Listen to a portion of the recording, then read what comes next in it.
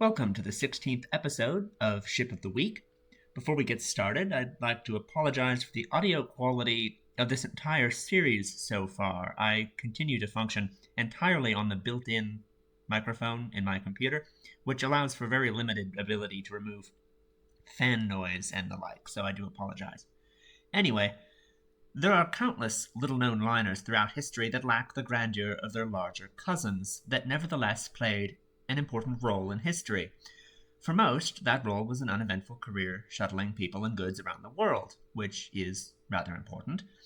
For SS Carolina, however, her story was a bit less monotonous. In 1895, the Plant Investment Company, owned by the American businessman Henry Bradley Plant, ordered a small liner to operate as a connection at the end of its growing system of railways in the American Southeast, from the Newport News shipbuilding firm at Newport News, Virginia. She was returned to the yard following multiple rounds of sea trials in which her power plant and propulsion systems proved inadequate, before eventually entering service for the plant company as SS La Grande Duchess in the spring of 1899, several years and many tens of thousands of dollars over budget.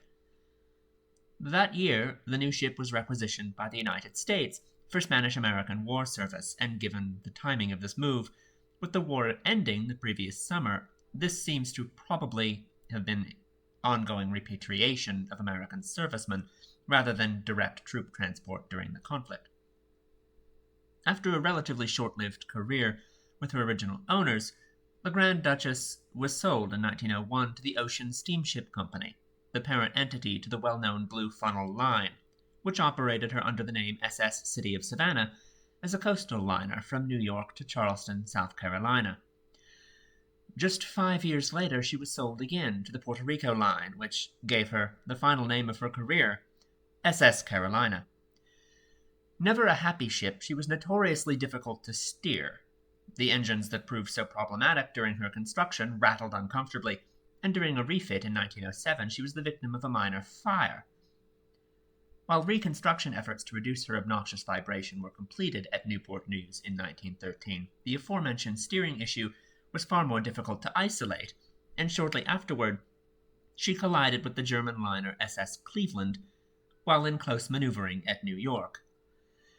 The U.S. entry into the First World War in the spring of 1917 opened up the vast American merchant marine as prey for the German submarine fleet, and on the 29th of May, 1918, Carolina sailed out of San Juan, Puerto Rico with 335 passengers and crew aboard, expecting to arrive in New York in a few days' time.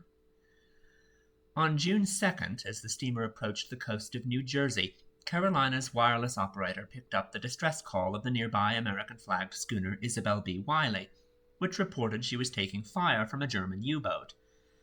Carolina's commander, Captain Barber, knowing his ship to be a rather obvious target for the Germans, ordered all possible steam in the opposite direction of Wiley's reported position. Nevertheless, Carolina failed to escape her predator, and the conning tower of U-151 was soon in view. U-151, seen here in dry dock after the war, was by this time in the afternoon, on the 2nd, somewhat of a trophy spree that would become known as Black Sunday. Already, in the same day, she had destroyed the schooners Edward H. Cole and Jacob M. Haskell, the previously mentioned Isabel B. Wiley, and the cargo steamers Texel and Winneconne, and damaged the Edward R. Baird, Jr., depicted here alongside a larger steamer. Now, with the submarine firing warning shots across her bow, Carolina began the evacuation process. Once it was signaled that everyone was away in the boats, U-151 opened fire into the steamer's portside hull. Later that evening, Carolina rolled over and sank. A storm struck the clustered lifeboats overnight, but most were able to remain rafted together and were picked up by the sailing ship Eva B. Douglas in the morning. A passing steamer, SS Appleby, rescued another boat, and a final boat rowed ashore near Atlantic City. SS Bristle came upon a motor launch from Carolina in which 13 men were found, drowned, likely due to the storm, the earliest documented U-boat casualties in the vicinity of the U.S. eastern seaboard. Acclaimed divers John Chatterton and John Yerga relocated Carolina in 1995, with Chatterton returning to the wreck to raise her purser's safe. The safe contained considerable valuables, which Chatterton and then dive partner Gary Gentile apparently squabbled over, bringing to a close the story of an ordinary ship with a less than ordinary past.